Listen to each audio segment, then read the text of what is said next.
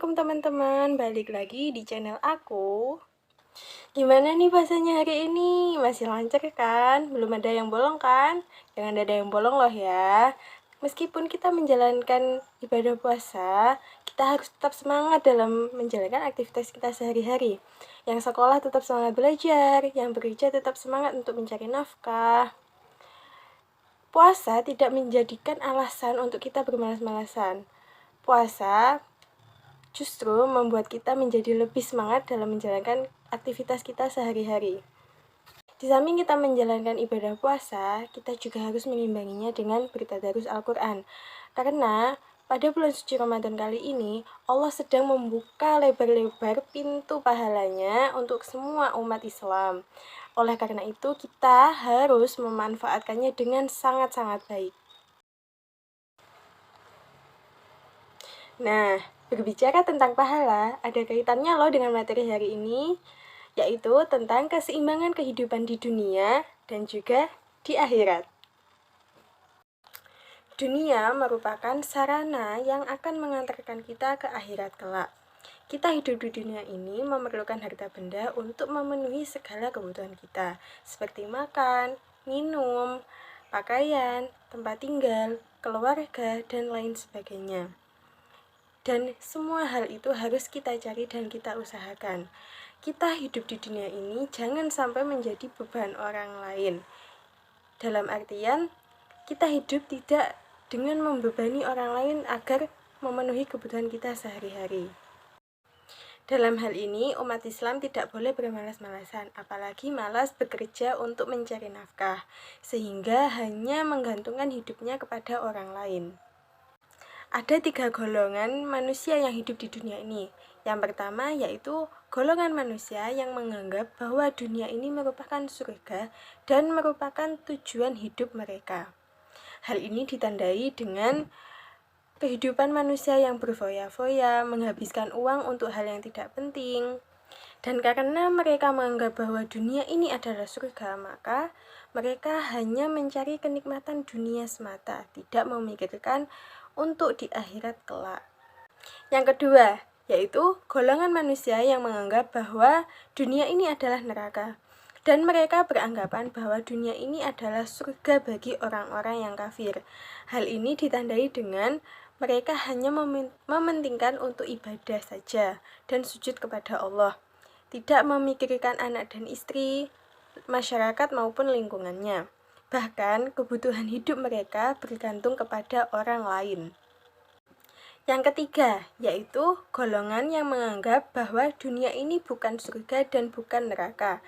Mereka menganggap bahwa dunia ini merupakan kebunnya surga. Golongan ini adalah mereka yang berpegang teguh kepada Al-Quran dan hadis taat beribadah. Mereka yang menyeimbangkan antara kehidupan di dunia dan di akhirat.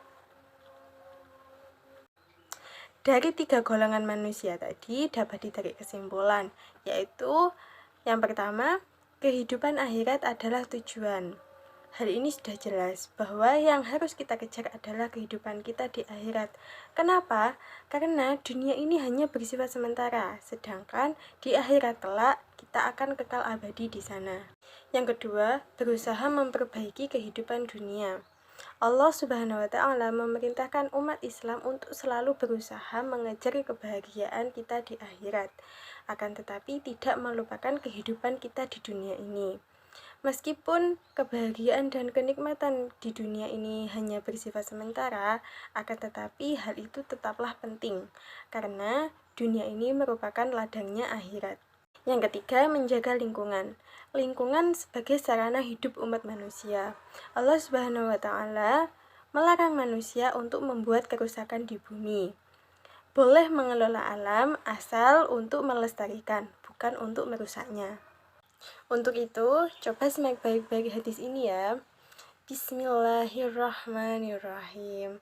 An Abi Hurairah qala kana Rasulullah sallallahu alaihi wasallam Allahumma aslih li dinil ladzi huwa ismatu amri wa aslih li dunyaya allati fiha ma'ashi wa aslih li akhiratil lati fiha ma'adi waj'alil hayata ziyadatan li fi kulli khair waj'alil mauta rahatan li min kulli syarri. Yang artinya, dari Abu Hurairah radhiyallahu anhu bahwa Nabi Shallallahu alaihi wasallam bersabda, "Ya Allah, perbaiki bagiku agamaku yang menjadi penjaga urusanku, dan perbaiki bagiku duniaku yang di dalamnya ada penghidupanku, dan perbaiki bagiku akhiratku yang kesana tempat kembaliku, dan jadikanlah hidup ini selalu menambah kebaikan bagiku, dan jadikanlah kematian sebagai kebebasanku dari kejahatan." Hadis riwayat Muslim. Dari hadis tersebut terdapat 5 poin penting, yaitu yang pertama, ya Allah, perbaiki bagiku agamaku yang menjadi penjaga urusanku. Hal ini menggambarkan bahwa betapa pentingnya kita berpegang teguh kepada agama Allah Subhanahu wa Ta'ala. Karena jika agama seseorang tersebut telah rusak, maka rusak pula kehidupannya baik di dunia maupun di akhirat. Begitu juga sebaliknya. Jika agama kita baik, maka baik pula kehidupan kita di dunia maupun di akhirat. Poin yang kedua, yaitu, ya Allah, perbaiki bagiku duniaku yang di dalamnya ada penghidupanku. Hal ini menunjukkan bahwa kita boleh meminta apa saja kepada Allah Subhanahu wa Ta'ala agar urusan kita di dunia menjadi baik. Kita boleh meminta rezeki yang banyak, rezeki yang halal, rezeki yang cukup, meminta untuk diberikan keluarga yang sakinah, mawaddah dan warahmah, meminta untuk dilancarkan segala urusannya, meminta untuk diberi kepintaran, kesehatan, dan lain sebagainya. Poin yang ketiga, yaitu, ya Allah, perbaiki akhiratku yang kesana tempat kembaliku. Hal ini menunjukkan bahwa kita meminta kepada Allah Subhanahu wa Ta'ala agar dapat selalu beramal soleh sampai ajal menjemput. Apapun yang kita miliki, kita meminta kepada Allah agar dapat mengantarkan kita ke kebahagiaan akhirat kita nanti. Poin yang keempat, yaitu, ya Allah, jadikanlah hidup ini selalu menambah kebaikan bagiku. Ini merupakan permintaan kita kepada Allah agar umur yang diberikan dapat selalu kita manfaatkan dengan baik, dengan selalu berbuat baik. Dapat melalui ibadah baik langsung kepada Allah, melalui sholat, puasa, dan haji, ataupun sesama manusia, yaitu dengan infak, sedekah, maupun zakat.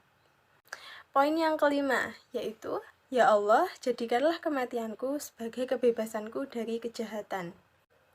Dalam doa ini berisi harapan agar saat kematian tiba, Allah Subhanahu wa Ta'ala telah membebaskan dan memaafkan kita atas segala kesalahan, kekeliruan selama hidup kita di dunia. Dengan datangnya kematian, benar-benar dapat kembali kepada Allah dalam keadaan husnul khotimah. Islam menganjurkan untuk menyeimbangkan antara kehidupan kita di dunia dan di akhirat. Tidak berlebihan terhadap dunia, juga tidak berlebihan terhadap akhirat.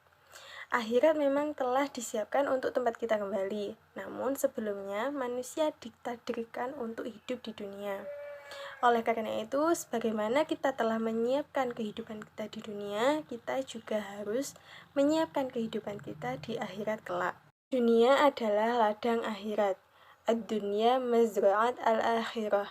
Maksudnya adalah bagaimana kita harus bersikap terhadap dunia untuk menjadikannya ladang di mana kita akan menanamkan berbagai amal baik untuk dipanen di akhirat kelak. Jika yang kita tanam adalah bibit yang kurang baik, maka kita juga akan memanen hasil yang kurang baik.